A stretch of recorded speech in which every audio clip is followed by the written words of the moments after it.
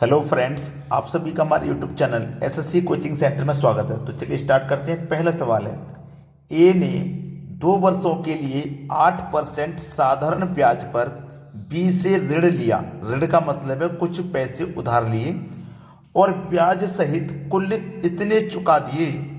तो ए द्वारा लिए गए ऋण की राशि क्या है? देखो, उसने कितना रुपया चुकाया है, इतना रुपया चुकाया है।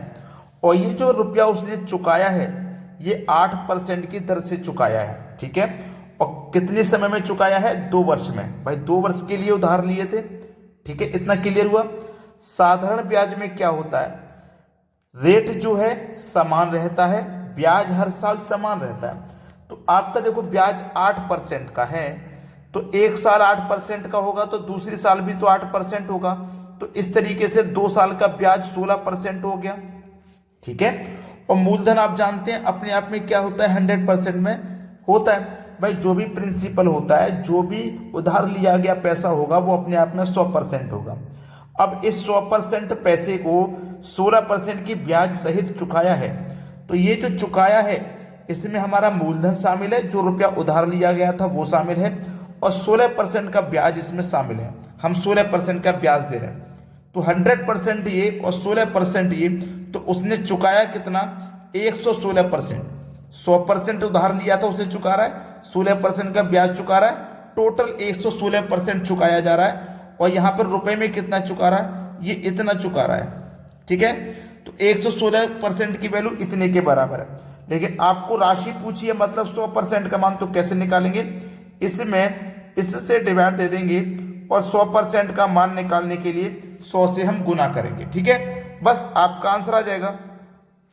अब जब इतने पूरे को आप कैलकुलेट करोगे तो इसका सही जवाब क्या आ जाएगा? D option. ये आपके सवाल का बिल्कुल सही जवाब हो जाएगा। चाहो तो काट लीजिए, 4 से काटेंगे, 4 दूनी 8, 3 बचेगा 36, 4 ने 36, 29 बार में गया, और 4 से इसको कटा दो तो 4 से ये 25 बार में कट जाएगा।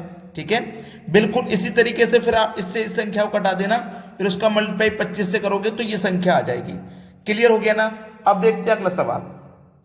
अगला प्रश्न है, एक धनराशि को y% वार्षिक साधारण ब्याज दर पर 3.1/2 वर्ष के लिए निवेश किया जाता है।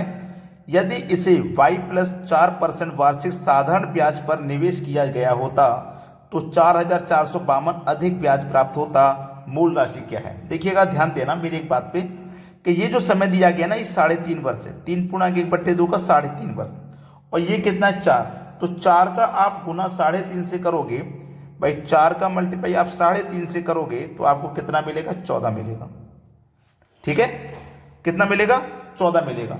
अब यहाँ पे हो गया आपका ये 14%। अब 14% की जो वैल्यू है ना वो 4,452 है 14% की। तो 1% की कितनी हो जाएगी? 14 से इसमें डिवाइड दे दोगे तो 318 हो जाएगी 1% की। लेकिन आपको क्या निकालना है? मूल राशि, यानी कि 100% का मान आपको निकालना है। जब 1% का मान 318, तो 100% का कितना हो जाएगा? 100 से गुना कर दो। 318 का गुना 1 से करेंगे तो 318 ही हो जाएगा, और 2 जीरो इसमें लग जाएंगे। बस 318 देखो किस ऑप्शन में है? बी ऑप्शन में। ये आपके सवाल का बिल्कुल सही जवाब है। अब देखते हैं अगला सवाल। अगला सवाल है, ए ने 31 दिसंबर 2011 को अपने मित्र बी से 2,000 रुपए की राशि इस शर्त पर उधार ली कि वह 1 वर्ष बाद इसे 8% के साधारण ब्याज के साथ लौटा देगा। किंतु ए 1 जुलाई 2012 को ही धनराशि लौटाने की स्थिति में आ गया। उसे बी को कितनी राशि लौटानी है? बहुत अच्छा सवाल। देखिएगा, प्रश्न को ध्यान से दीजिए। ए ने जो उधार लिए वो 31 दिसंबर को लिया है, तो जिस दिन पैसे उधार लेते हैं उस दिन का तो ब्याज देते नहीं है, उससे दूसरे दिन से ब्याज लगता है। तो इसका दूसरा दिन कौन सा हो जाएगा? 1 जनवरी, है ना? 1 जनवरी से ब्याज स्टार्ट हो गया। अब वो लौटाने की स्थिति में कब आ गया? 1 जुलाई। तो 1 जनवरी से 1 जुलाई तक कितने महीने हो गए भाई? 6 महीने। तो उसको मतलब 6 महीने का ब्याज लौटाना है। उसने जो राशि ली थी वो 8% की दर से ली थी 1 वर्ष के लिए। तो 1 वर्ष का पूरा रेट 8% है, लेकिन वो 6 महीने बाद ही लौटा रहा है, तो 8 का आधा 4% ही लौटाएगा। जब वर्ष आधा हो गया तो रेट भी उसका आधा हो जाएगा, यानी कि 4% की दर से वो लौटाएगा 6 महीने का ब्याज। तो उसने कितना ब्याज लौटाना है? उसने 2,000 रुपये उधार लिए थे। 2000 का 4% निकाल लो, कितना ब्याज हो गया पता लग जाएगा।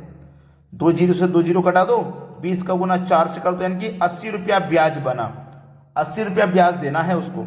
उसने जो रुपए लिए थे उधार उससे लौटाएगा, 2000 रुपये उधार लिए थे ये लौटाने हैं, और 80 रुपया ब्याज का बन गया ये लौटाना है। जोड़ लो, ये हो जाएगा 2080, यानी कि उसको जो पैसे लौटाने हैं वो 2080 हैं। यानी कि सी ऑप्शन आपके सवाल का बिल्कुल सही जवाब है। ये प्रश्न CHSL 2018 में पूछा गया था। अब देखते हैं अगला सवाल।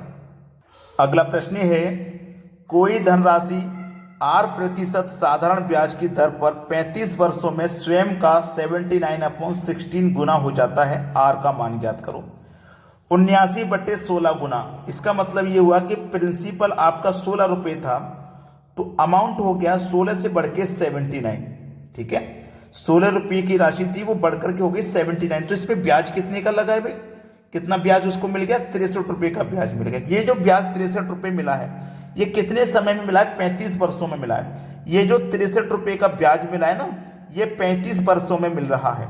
ठीक है, इसको हम क्या करेंगे, जो भी फायदा होता है या नुकसान होता है हम यानी कि प्रिंसिपल से डिवाइड करते हैं। तो प्रिंसिपल हमारा 16 रुपये, और क्या करते हैं प्रतिशत के लिए 100 से गुना, कटा लो भाई, 7 पंजे 35, 7 नीम 63, 5 से 100 कट जाएगा 20 बार में। ठीक है, अब देखो 4 चौकू 16, 4 पंजे 20 कट गया, 9 का 5 का गुना कर दो, 9 पंजे 45, और बटे में ये आ जाएगा 4, कटा दो 4 से, 4 एकम 4, 4 एकम 4, 1 बचेगा नहीं जाएगा, 10/10, 4 दूने का 8, 11.2 आप चेक कर लीजिए किस ऑप्शन में है, 11.2 बी ऑप्शन में दिया गया है। ये आपके सवाल का बिल्कुल सही जवाब हो जाएगा। अब देखेंगे अगला प्रश्न।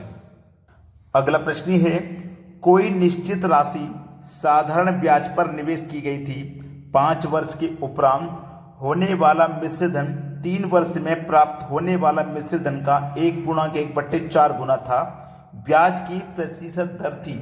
यह सवाल मैं आपको होमवर्क के लिए देता हूं, आप इस प्रश्न का आंसर मुझे कमेंट करके बताइएगा क्या आ रहा है।